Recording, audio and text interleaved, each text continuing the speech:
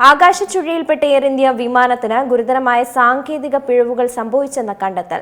വിമാനത്തിന് triple hydraulic തകരാറുകളും auto pilot വിച്ഛേദനവും ഉൾപ്പെടെ സാങ്കേതിക തകരാറുകൾ സംഭവിച്ചതായാണ് പുറത്തുവരുന്ന വിവരം.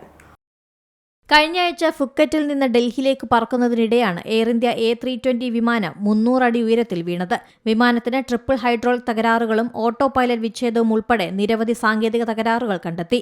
പറക്കലിനിടെ ഓട്ടോ പൈലറ്റ് വിച്ഛേദിക്കപ്പെട്ടുവെന്നും സഹ പൈലറ്റ് മാനുവൽ നിയന്ത്രണം ഏറ്റെടുത്തുവെന്നുമാണ് പുറത്തുവരുന്ന വിവരം. ഉടൻ ഫ്ലൈറ്റ് കൺട്രോൾ സ്റ്റാൾ സന്ദേശമെത്തി. സാങ്കേതിക മെക്കാനിക്കൽ പ്രശ്നങ്ങളും അന്തരീക്ഷത്തിൽ പ്രക്ഷുബ്ധതയും നേരിട്ടതിനാൽ ഇൻഡിക്കേറ്റർ സ്വിച്ചുകൾ ഓഫായി. വിമാനത്തിന്റെ ഹൈഡ്രോളിക് സംവിധാനങ്ങളിലും തകരാറുകൾ സംഭവിച്ചതായി കണ്ടെത്തിയിട്ടുണ്ട്. തകരാറുകൾ സംഭവിച്ച ക്രമവും വിമാനത്തിന് പെട്ടെന്നുണ്ടായ ഉയരക്കുറവുമായി എന്തെങ്കിലും ബന്ധമുണ്ടോ എന്നും പരിശോധിക്കുകയാണ്. വിമാനം അപകടത്തിൽപ്പെട്ടതിനെ തുടർന്ന് യാത്രക്കാരും ജീവനക്കാരും ഉൾപ്പെടെ 17 പേർക്കാണ് പരിക്കേറ്റത്. News desk Zee Malayalam news. ഏറ്റവും പുതിയ വാർത്തകളും വിശേഷങ്ങളും വിരൽ തുമ്പിലറിയാൻ സീ മലയാളം ന്യൂസ് എല്ലാ ഡിജിറ്റൽ പ്ലാറ്റ്ഫോമുകളിലും ലഭ്യം.